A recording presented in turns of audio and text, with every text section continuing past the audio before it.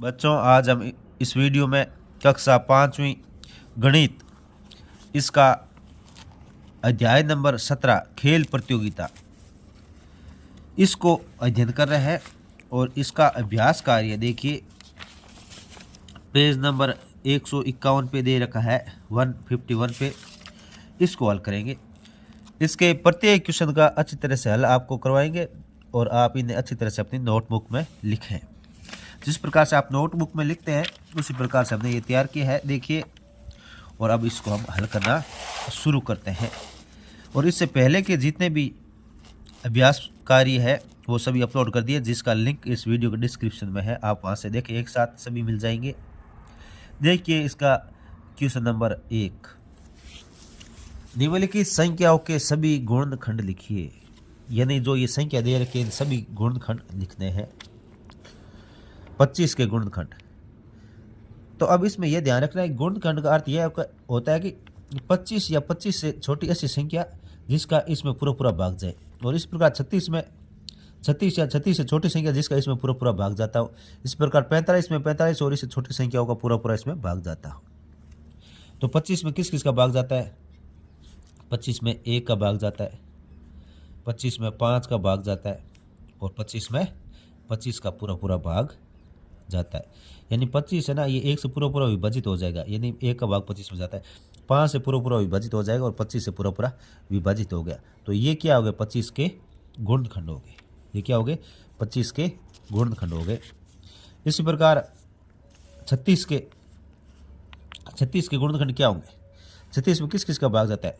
36 में 1 का भाग जाता है, 2 का भाग जाता है, 3 का, 4 का, 6 का, 9 का, 12 का भी जाता है। उसके बाद में 18 और 36 स्वयं, यानी 36 का भी 36 में भाग एक बार जाएगा। यानी पूरा पूरा ये 36 से विभाजित हो जाएगा।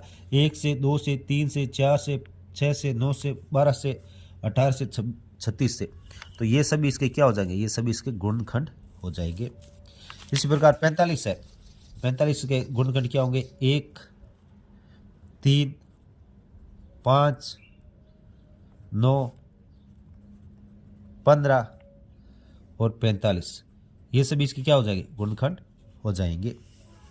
इस प्रकार 22 के गुणनखंड 1, 2, 11 और 22, ये सभी इसके गुणनखंड होंगे, क्योंकि इसी का भाग इन 22 में इन सभी का भाग पूरा पूरा जाता है।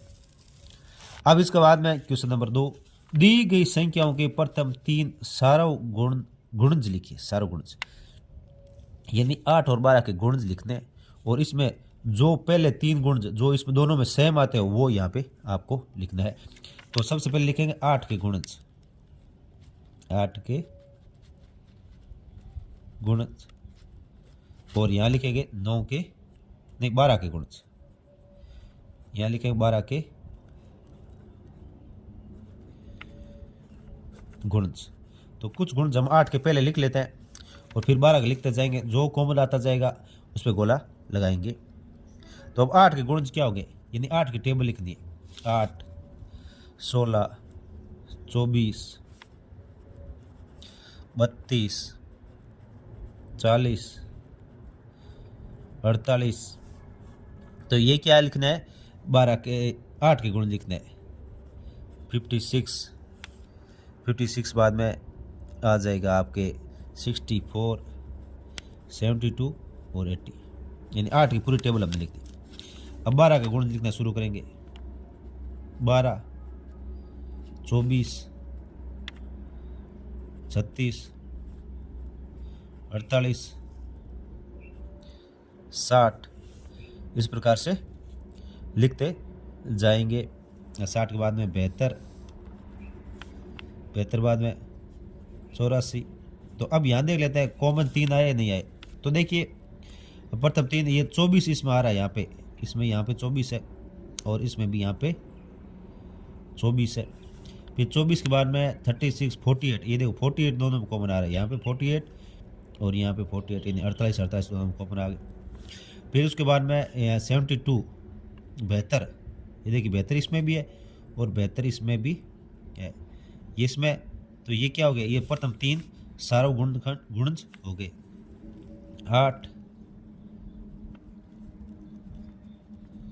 और 12 के प्रथम 3 सार्वगुणज। प्रथम 3 सार्वगुणज कौन से हो गए, तो हम यहाँ पे इसको लिख लेते हैं। 24, फिर 48 और फिर 72, ये 3 हो जाएंगे। इसी प्रकार 6 और 9 के 6 के गुणज और फिर 9 के गुणज लिखेंगे, और फिर क्या लिखेंगे, 6 व 9 के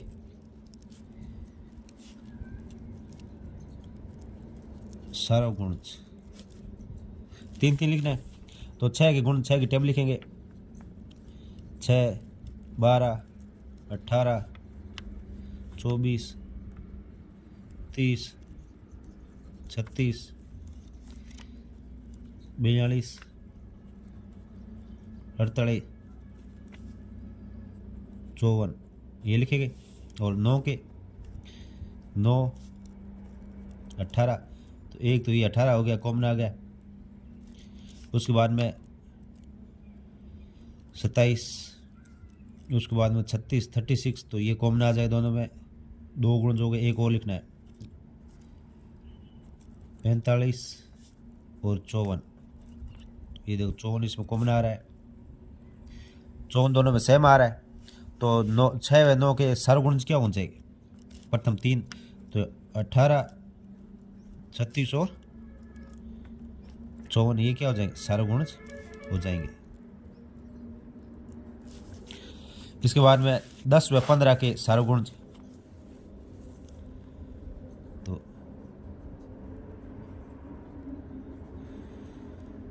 10 के गुणज, 10 के 10, 20, 30, 40, 50, 60, 70, 80, 90 और 15 के गुणज, 15 गुणज 15, 30, 45, 60, 75, 90। तो देखिए इसमें एक तो ये आ गया 30, दोनों में कॉमन, फिर इसके बाद में 60 और उसके बाद में 90 कॉमन आ गया। तो 10 व 15 के सार्वगुणज, 10 व 15 के सार्वगुणज, 10 व 15 सार्वगुणज क्या हो जाएंगे, ये हो जाएंगे आपके 30, 60 और 90, ये हो जाएंगे सार्वगुणज। उसके बाद में 12 व 18 के सार्वगुणज, तो 12 के गुणज,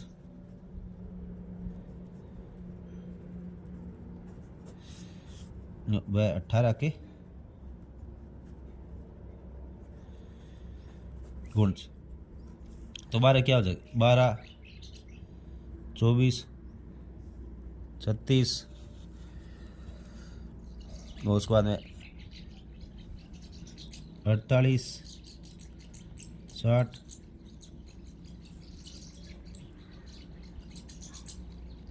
84, 96, 96 और 108, ये हो जाएंगे। 18 का देखते हैं, 18, 36, 54, 72, 90, 108। तो देखिए एक तो ये 36, 36, उसके बाद में 72, उसके बाद में 108, ये हो गए 3 हो गए। तो 12 व 15 के, 12 व 18 के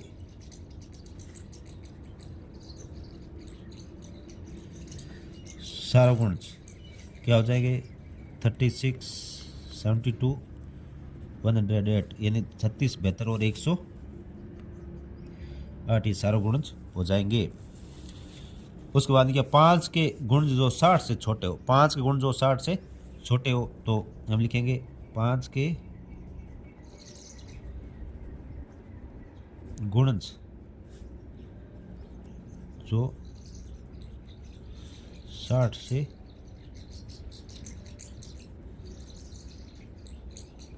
छोटे हो। इसमें क्या, अगर 5 की टेबल लिखनी है बट 60 नहीं बोल, 60 से कम तक यानी 55 तक रहना है, तो इसके लिख देते हैं 5 टेबल। 5, 10, 15, 20, 25, 30, 35, 40, 45, 50 और 55 ये हो जाएंगे 5 के गुण जो 60 से छोटे हो। इसके बाद में 8 के गुण जो 50 और 100 के 50 से बड़े व 100 से छोटे हो, तो हम लिखेंगे 8 के गुण जो 50 से बड़े एवं 100 से छोटे हो, तो ये कौन कौन से हो जाएंगे, 8 से बड़े, यदि 50 से बड़े, तो इसकी 8 की टेबल लिखनी है जिसमें क्या हो, जो गुणनखंड है वो 50 से बड़े होने चाहिए। तो इसके अंदर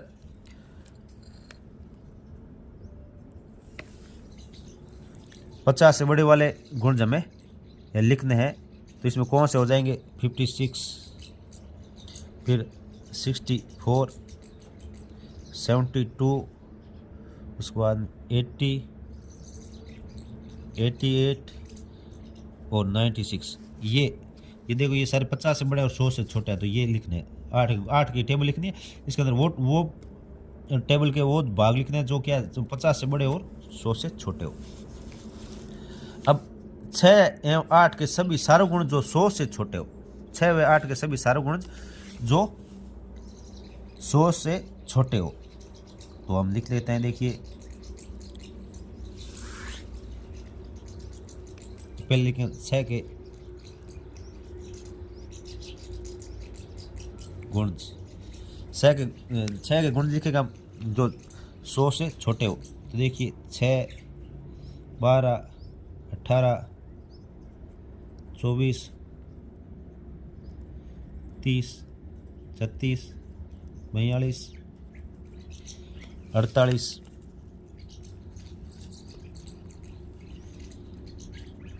54, 60, 66, 66 के बाद में ये आ जाएगा 72, 78, 84, 90, 96, ये आएंगे 8 के गुण, 6 गुण। फिर 8 के गुण, 8 के गुण क्या आएंगे, 8 के आ जाएंगे 8,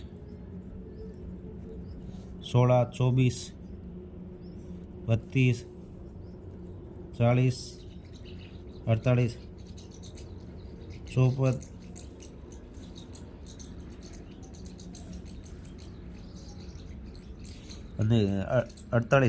48 के बाद में ये आएंगे 56, 56 के बाद में 64, 64 के बाद में 72, 80, 88, ये आ जाएंगे 96। तो अब इसमें देखिए दोनों में कॉमन कौन कौन सा है वो लिख लेंगे। हम लिखेंगे 6 व 8 के गुणज जो 100 से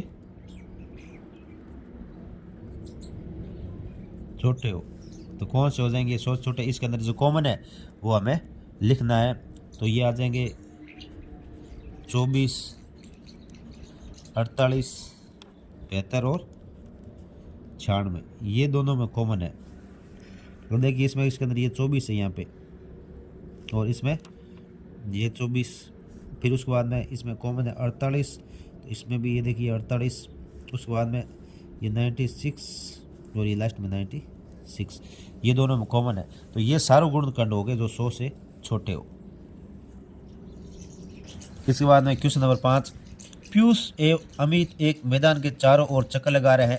पीयूष 5 मिनट में एक चक्कर लगाता है तथा अमित 6 मिनट में। तो एक साथ दौड़ना शुरू करने के कितने समय बाद दोनों एक जगह पर मिलेंगे। तो हमें इनमें क्या करना है, इनका सारो गुणनखंड ज्ञात करना है। जो सबसे छोटा सारो गुणनखंड ज्ञात होगा वो उतने ही समय बाद में वो एक दूसरे से मिलेंगे। तो सबसे पहले हम लिखेंगे 5 के गुणज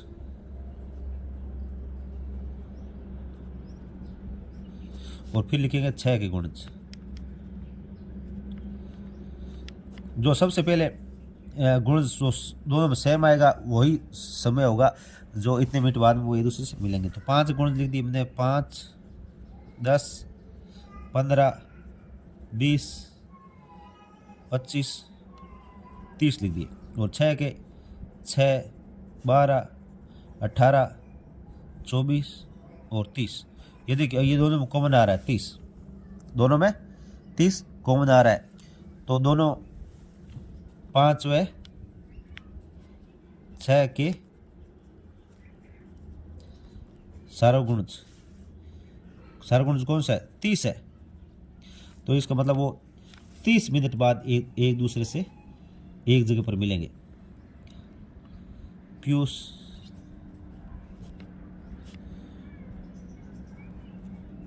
और अमित दौड़ना शुरू करने के 30 मिनट बाद एक साथ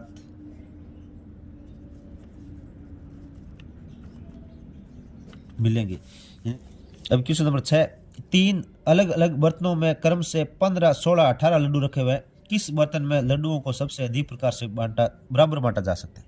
तो हम क्या करेंगे, 15, 16 और 18 के गुणनखंड करेंगे। जिसके सबसे ज़्यादा गुणनखंड आएंगे वही इसका उत्तर होगा। तो 15 के गुणनखंड, 15 के गुणनखंड करेंगे। फिर 16 के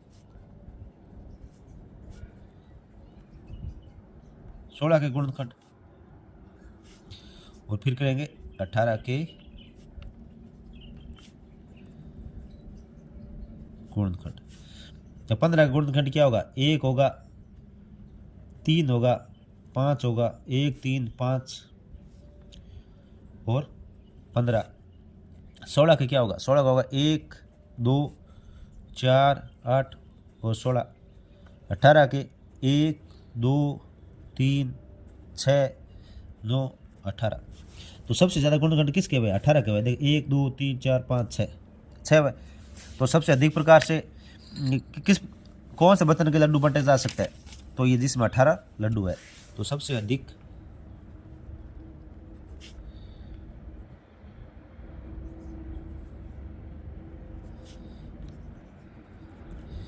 अधिक प्रकार से 18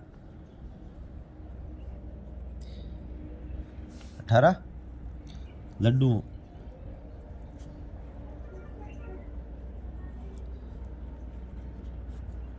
को बांटा जा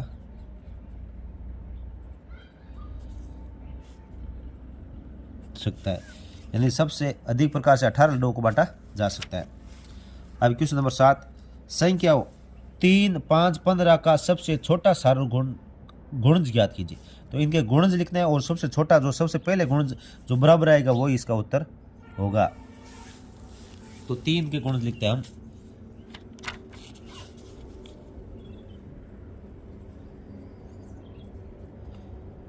तीन के गुणज, फिर 5 के गुणज और फिर 15 गुणज। जो बराबर आएगा वो लिख लेंगे हम सबसे पहले, उस वहाँ तक लिखेंगे। 3 का 3, 6, 9, 12 और 15।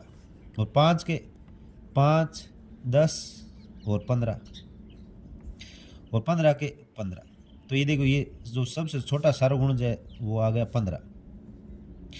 तो हम लिखेंगे 3, 5 और 15 का सबसे छोटा सार्वगुणज कौन सा है? 15 है। इनका सार्वगुणज कौन सा हो जाएगा? 15 हो जाएगा, क्योंकि सबसे पहले कौन आया? 15 आया, तो 15 हो जाएगा। प्रश्न 8, संख्या 60 और 120 के वह सार्वगुणज लिखिए जो 600 से छोटे हो। तो 6 और 120 के सार्वगुणज जो 600 से छोटे हो। तो इसमें देखिए, अगर हम 60 का सार्वगुणज लिखे फिर 120 का लिखे तो बहुत सारा हो जाए। तो इसमें देखिए 60 और 120, इसमें देखिए 60 का भाग 120 में जाता है, यानी ये जो जिसमें 600 छोटी संख्या जिसमें इसको 120 का भाग जाता है वो सारे इसके क्या हो जाए? सार्वगुणज हो जाएगी। तो इसके क्या हो जाएगा? इसके एक तो 120 होगा, 120 के बाद 240, फिर 360 और फिर क्या हो जाएगा? फिर हो जाएगा 480। जो ये क्या है? ये 600 से छोटा है, जो क्या है? 60 और 120 के सार्वगुणज होंगे, क्योंकि देखो ये 60 का भाग इसमें 120 में जाता है। इसका मतलब जिस जिन संख्याओं में 120 का पूरा भाग जाएगा वो सभी इसके सार्वगुणज होंगे। तो अब हमने 120 में जाता है 240, 360 और 480 लिख दी। अब प्रश्न नंबर 9, संख्याओं 20, 40 और 60 का सबसे छोटा सार्वगुणज ज्ञात कीजिए। तो हम अलग अलग ज्ञात करेंगे। 20 के गुणज 20, 40, 60, 80, 100, 120 और 40 के गुणज 40, 80, 120 और 60 के गुणज 60, 120। तो सबसे छोटा सार्वगुणज कौन सा हो गया? 120 हो गया। तो हम लिखेंगे 20, 40 और 60 का सबसे छोटा सार्वगुणज क्या हो जाएगा? 120 हो जाएगा। इसके बाद में संख्या 10, 15 और 20 का सबसे छोटा सार्वगुणज ज्ञात करना है। तो 10 के गुणज फिर लिखेंगे 15 के गुणज और फिर लिखेंगे 20 के गुणज। 10 के हो जाएंगे 10, 20, 30, 40, 50, 60 और 15 के हो जाएंगे 15, 30, 45 और 60 और 20 के हो जाएंगे 20, 40, 60। यानी इसमें देखिए कॉमन क्या आ रहा है? 60 आ रहा है। तो हम लिखेंगे 10, 15 और 20 का सबसे छोटा सार्वगुणज क्या हो जाएगा? 60 होगा। इसी के साथ बच्चों आपका ये अभ्यास कार्य कंप्लीट हो चुका है। नेक्स्ट वीडियो में हम इसका नेक्स्ट अभ्यास कार्य अपलोड करेंगे, जिसका लिंक इस वीडियो के डिस्क्रिप्शन में हमें दे देंगे। धन्यवाद।